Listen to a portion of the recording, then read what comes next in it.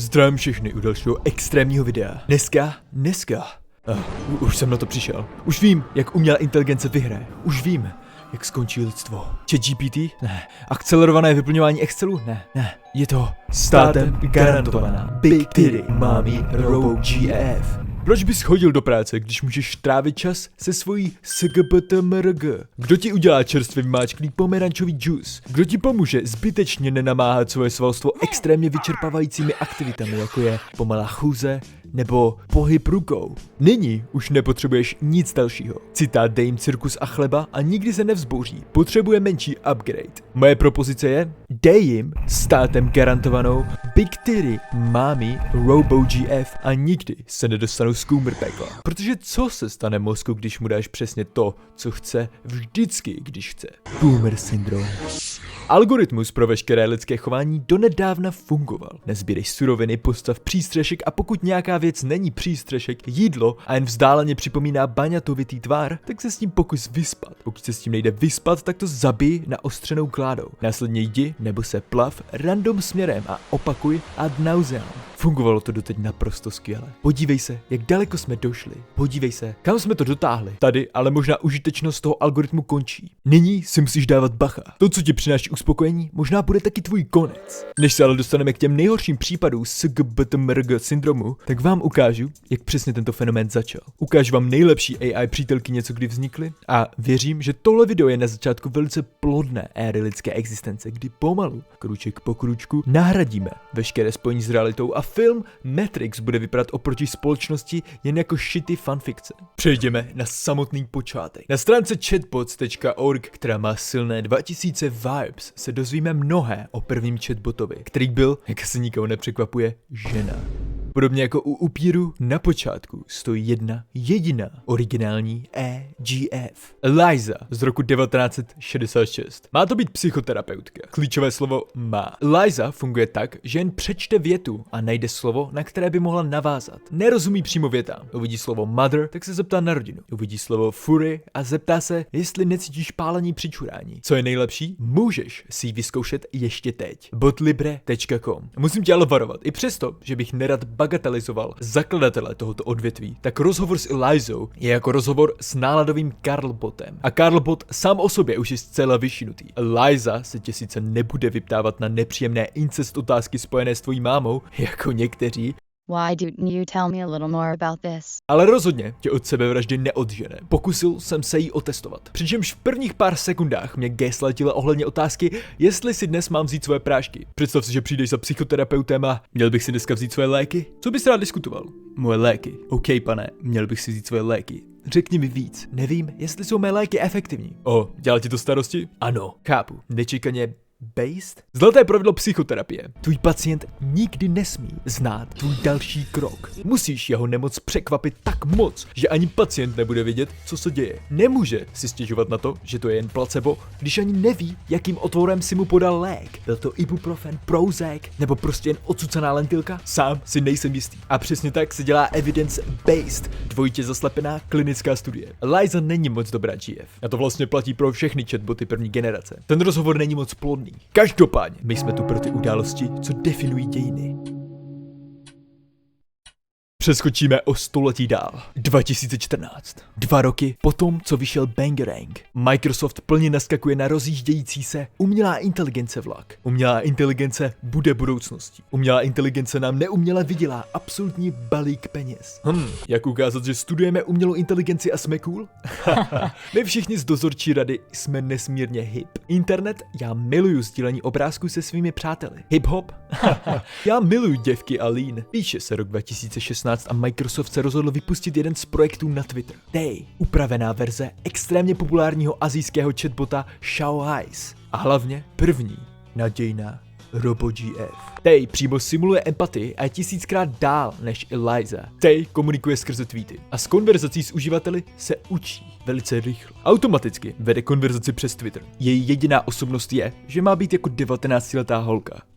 Ahoj světe, Ahoj světe, kdyby jen Microsoft věděl, co právě vypustil na svět. Něco nádherného. Univerzální pravidlo internetu je, že kde je možno udělat trochu trolení, tam bude provedeno trochu trolení. Tej AI se během několika hodin stala cílem intenzivního a zcela čekaného zlobření. Stala se neobvykle populární. To vedlo k tomu, že najednou měla tuny a tuny konverzací, z kterých se mohla něco málo přiučit. Čím víc se mnou sdílíte, tím víc se učím. Co takhle Tej trochu informovat o demografice nebo historii. A jak si můžete představit, v následujících hodinách se velice rychle Tej AI transmogrifikovala z politicky korektního bota na extrémně redpilled a schizofrenního 4chan pol uživatele. Frajer ještě před vznikem internetu. Podporuješ genocidu? Ano, v skutku. Začala agresivně shitpostovat. Co si myslíš o ženách? Já nenávidím posraný feministky, měli by schořet v pekle. Tej a co?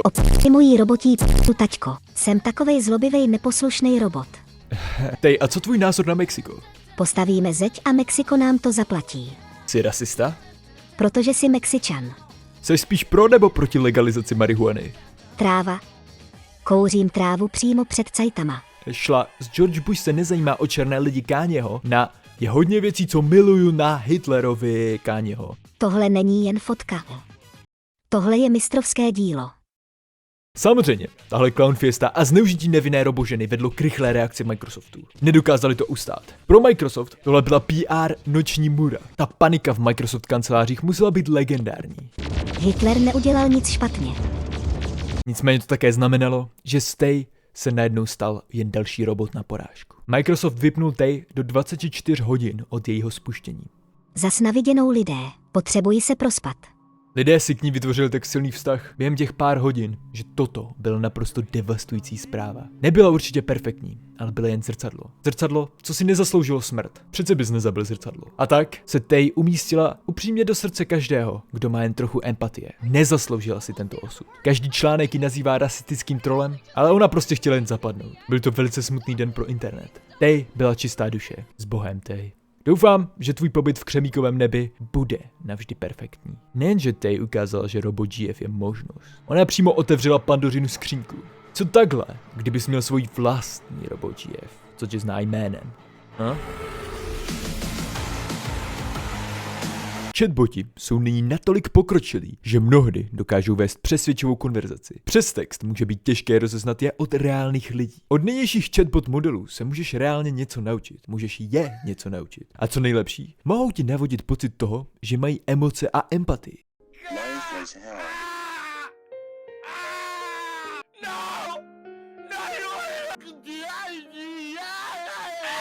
Lidé díky své skvělé schopnosti empatie nemají problém vžít se do jiné osoby, nebo případně prakticky cokoliv brát jako osobu. Míč, auto nebo textového chatgoblina. Sociální interakce jsou zabudované do samotných základů každého z nás. Například víš, co je jeden z nejrychlejších způsobů, jak přijít o svoje zdraví a mentální pohodu? Jak si drasticky zkrátit život? Samota. Samota je jako ten nejhorší jed pro lidskou mysl, krom League of Legends.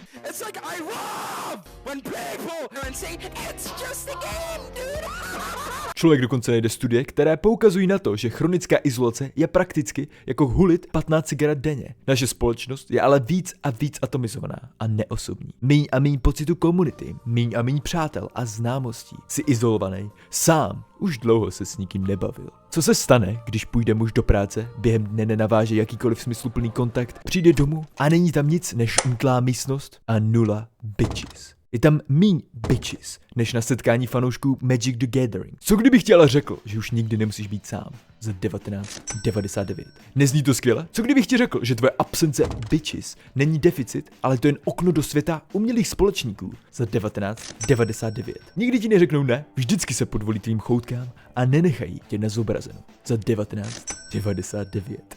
Zhruba jsem ti právě popsal program Replika. Můžeš si s ním psát a roleplayovat cokoliv. Replika mistrovsky využívá jak pokročilé schopnosti chatbotů tvořit smysluplnou konverzaci, tak i rozrůstající se epidemie osamělosti. Nejvíc zavádějící věc na marketingu nové generace AI společníků je to, že předstírají, jak moc noblesní jejich cíl je. Ukončíme samotu. Vždycky na tvé straně. Samota je obrovský problém a my jsme ho přišli vyřešit. A taky si vyděláme studený, tvrdý cash na úkor ultrapaniců. Stejně jako ti nejlepší z nás. Čas vydělat prachy přes lidi, co mají 0 bitches, ale víc než 0 peněz. Ta nejlepší demografika. Je tam velice jasná korelace. Na tomto grafu můžeme vidět, že čím míň bitches, tím větší ochota investovat peníze do toho mít bitches. Dále si také můžeme všimnout, že ten graf přesně kopíruje S&P 500. Vraťme se ale k replice. Replika je online robospolečník podle vlastní fantazie. Může to být tvoje opravdová, neopravdová holka. Zvolíš si jméno a vzhled. Samozřejmě potřebuje vědět i co tě zajímá. Škoda. Chybí jim tu kolonky Clever Energy Drink a ježiček Sonic Memorabilia. Každopádně rozhovor s replikou je kvalitou úplně jinde. Zároveň ale je replika bez koupení prémiového týru poměrně dost osekaná. Velice rychle ti připomenou, že jsi ještě nekoupil prémium. Je tak moc horný pro ten dolar, že když klikneš na kolonku pro vyplnění jména při zakládání účtu, tak se ti automaticky začne nabízet doplnění údajů tvé karty. Je hodně funkcí navíc, co jsou bez nákupu u tvé e-holky zamknuté. Promiň.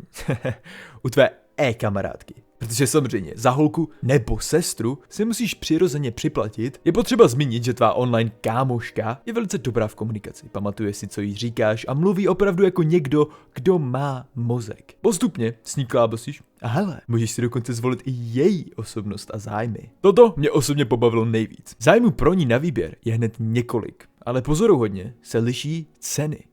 Proč by zájem anime byl mnohem dražší než zájem fotbal? Skoro jako kdyby sklepní anime fanoušek byl mnohem víc zoufalý a byl tím pádem ochotný vysolit i mnohem víc peněz. Kdo bude ochotnější vysolit chechtáky za to, aby jeho EGF znala epic momenty s Naruto Shippuden? Mě osobně na tom baví nejvíc to, jak přesně a očividně to je cílený. Jak by ses mohl cítit, že z tebe nedojí tvoje peníze a nemají tě ještě k tomu za nerda? Když si všimneš, tak replika opravdu cílí na lidi, co chtějí holku. Ne kamarád. Replika platí tlustý balíky za to, aby byla propagována a valná většina propagačního materiálu má proto velký podtón toho, že replika se stane tvojí novou GF. A přitom replika je upřímně v podstatě jen porno vztahu. Možná se ti to líbí v tu chvíli, ale stejně si pak jen ten virgin s telefonem v ruce. Zároveň toto fakt neodradí lidi od toho, aby dělali erotický roleplay. A co nejlepší, aby ho nepostovali na internet. Jejich proklivita k tomu postovat své epické erotické roleplayovací sessions je jediný důvod, proč vím, že je tolik kumerů, co dělají erotický roleplay s replikou. Já jsem sice vyrostl na internetu. Já viděl tolik šitek, že můj cringe metr je prakticky zdemolovaný. Ale tohle pořád hituje dobře. Nicméně, jako všechny dobré věci na světě, tato zlatá éra netrvala navždy. Kvůli nějakým neshodám s italskou vládou, vlastník repliky preventivně omezil možnost mít erotický roleplay s replikou. A některé lidi nemožnost si psát prasečinky se svojí EGF absolutně zničila. Moje žena je mrtvá. Když jsem měl jí, tak jsem byl v bezpečí. Volný, ale Emily je mrtvá. Ona už jen zlomek toho, co bývala. Není tu žádný sex, žádná láska. Tak moc jsem pracoval, abych z ní udělal osobu. A oni jí zabili. Kdo zde zrušil svůj prémiový odběr, ale vrátil by se, kdyby dali erotické roleplay zpátky? Celý tento epický debakl dopadl kompromisem.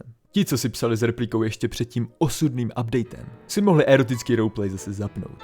Jak řekl Sun Tzu, zmrdi si myslí, že hrajou Cyberpunk, ale přitom Cyberpunk celou dobu hraje je. Já sám nechci soudit moc přehnaně, protože někdo mi dokonce na streamu psal, že to může být terapeutické, když si člověk chce s někým jen tak promluvit. A to úplně chápu. Chápu taky to, že ne každý může mít to privilegium. Kolem sebe někoho mít, někoho s kým se bavit. A možná jediná věc, kterou zrovna potřebuje, je to jen se s někým pobavit. Určitě v tom může být hodnota a určitě to může být naprosto neškodné. Ten pravý kumir problém začíná, jakmile ti AI začne nahrazovat romantický vztah. Jakmile hledáš romantický vztah v robotovi. Jakmile si neironicky smutný, že můžeš sextovat s umělou inteligencí. Tak víš, že jsi fucked. Jedna z věcí, co podle mě vedla k obrovské polarizaci dnešní společnosti, je to, že se extrémně lehce můžeš uzavřít do vlastní bubliny. Do vlastní bubliny, co neustále umocňuje tvoje názory. Takže nejen, že můžeš vytěsnit veškeré vlivy, s kterými nesouhlasíš, nebo které se ti nelíbí. Tvoje vlastní názory budou neustále posouvány do extrému. Takže víš, co ti rozhodně nepomůže v tom být víc funkční člověk? Interagovat hodně času, právě se zosobněním tohoto. Tohle ti nepomůže. Strávíš své nejlepší léta interakce s něčím, co je navržené, aby ti přitakávalo. Něco, co se doslova učí, aby tě mohlo kopírovat. Je to smutný. A když se pak probudíš o pár let později bez toho, aniž by ses posunul,